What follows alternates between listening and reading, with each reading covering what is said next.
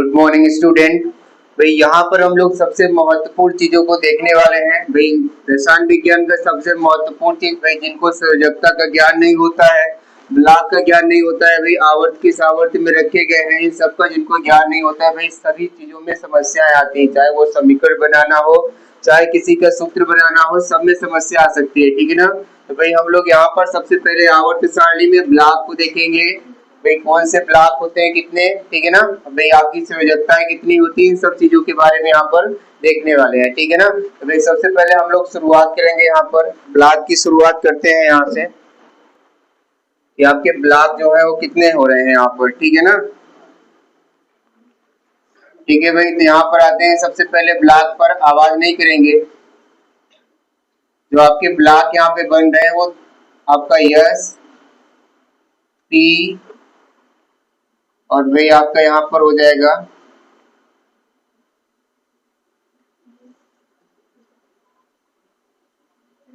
S P D और क्या हो जाएगा आपका यहाँ पर एफ।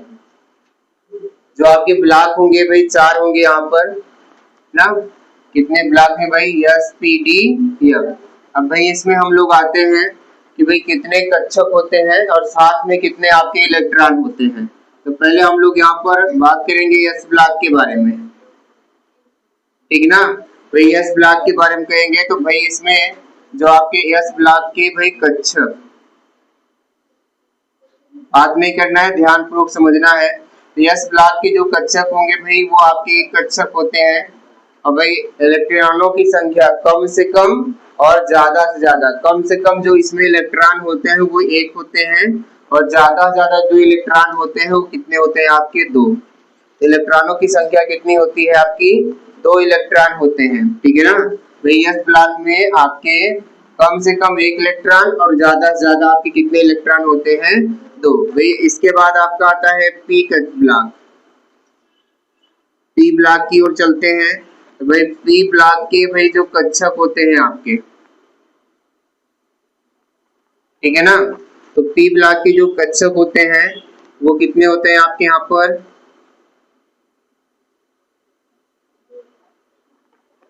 नहीं बताएंगे ध्यान से। जो आपके पी ब्लॉक होते हैं उनमें कक्षकों की संख्या कितनी होती है, 2।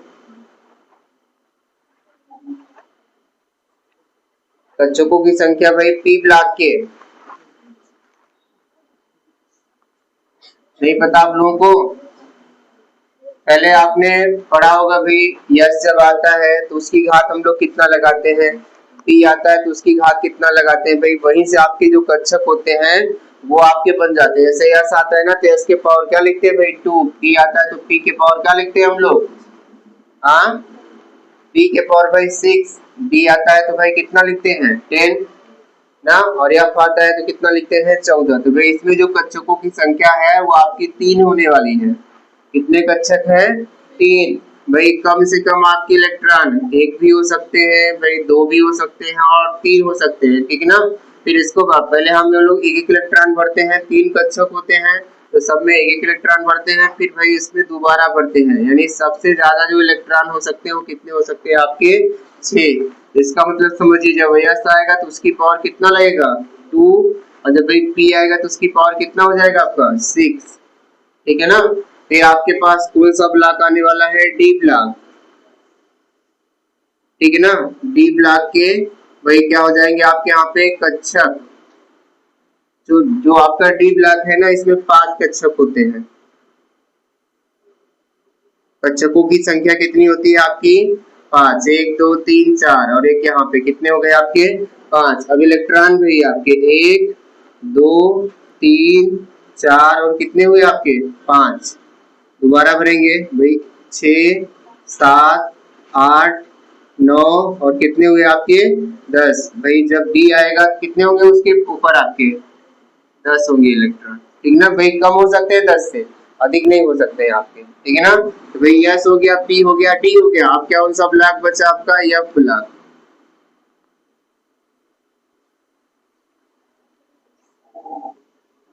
भाई आप नोट भी करते चलेंगे यहाँ पे। तो हम लोग आ जाते हैं किसमें भाई, एफ ब्लॉक में आ जाते हैं। तो एफ ब्लॉक के बारे में अगर हम लोग देखेंगे यहाँ पे तो भाई 7 कक्षक होते हैं। कक्षकों की संख्या कितनी होती है आपकी? 7 होती है। 1 2 3 4, भाई यहाँ पे 5, 1 2 3 4 5 6, एक और बना लेते हैं भाई 7 आपके। इलेक्ट्रॉन भरना शुरू करेंगे यहाँ पर 1 2 3 4 5 6 और कितने हुए? 7 8 9 10 11 12 13 और कितने हुए? 14। तो मतलब यहाँ पे हुआ भाई f के पावर कितना हुआ? 14। कितना हो गया आपका? 14। ठीक है ना। तो भाई आपकी ये 4 ब्लॉक हो गए एस पी डी एफ। ठीक है ना। ब्लॉक के बाद भाई दूसरे में चलते हैं हम लोग। यहाँ पे वर्ग उपवर्ग की बात करेंगे। अब ब्लॉक को देख लिए, ब्लॉक के बाद वर्ग उपवर्ग देखेंगे। वर्ग उपवर्ग देखने के बाद भाई हम लोग चलेंगे आगे फिर उसके।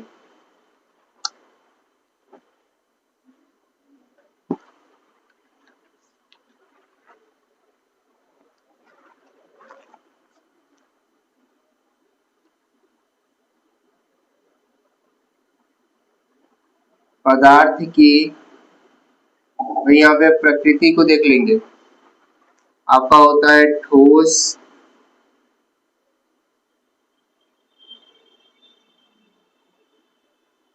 द्रव,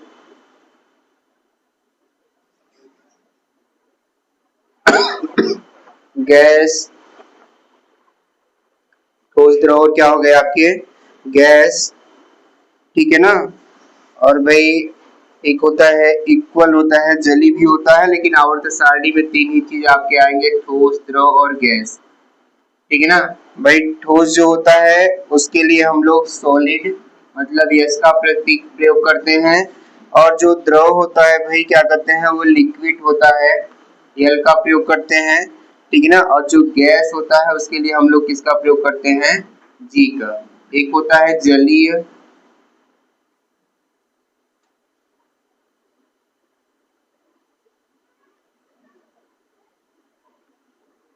जलीय उसमें भाई ए क्यू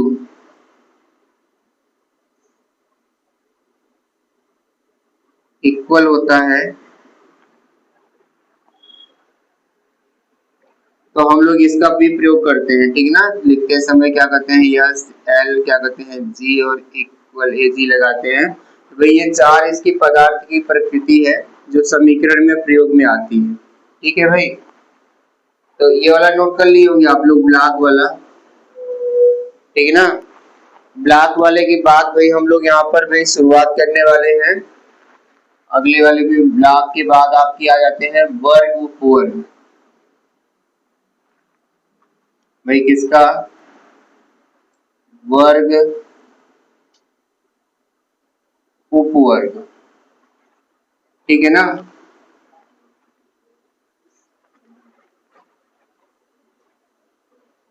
तो वर्ग उपवर्ग में आएंगे भाई तो हम लोग हमारे पास जो मौजूद है, ठीक है ना, वो यहाँ पर जो आवर्त का जो समूह बनाया गया है वो 7 है आपके।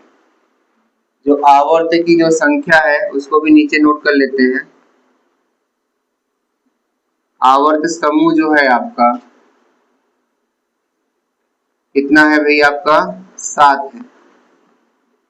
आवर्त समूह कितने हैं भाई आपके यहाँ पर? 7 समूहों में भाई पूरे 118 तत्वों को जो रखा गया है इसमें, पूरे 118 को वो 7 समूहों में व्यक्त किया गया है। भाई अब कौन कौन से समूह में कौन कौन से चीजें आती हैं भाई ऊपर हम लोग यहाँ पर सीखने वाले हैं। ठीक है ना। तो भाई हम यहाँ पे कक्षक को हटा दे रहे हैं।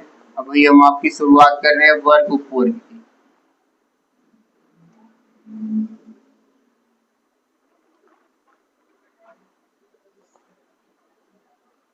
ठीक है ना। वर्ग उपवर्ग की शुरुआत कर रहे हैं। तो भाई आपके जो ब्लॉक होते हैं इसमें भाई उस प्रकार कैसे वर्ग उपवर्ग आपके बढ़ रहे हैं, सबसे पहले हम लोग उनको देख लेते हैं।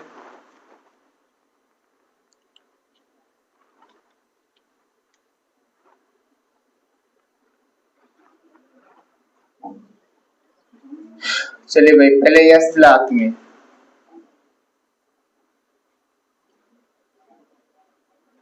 यस ब्लॉक में जो होता है आपका फर्स्ट का ए और सेकंड का क्या होता है ए।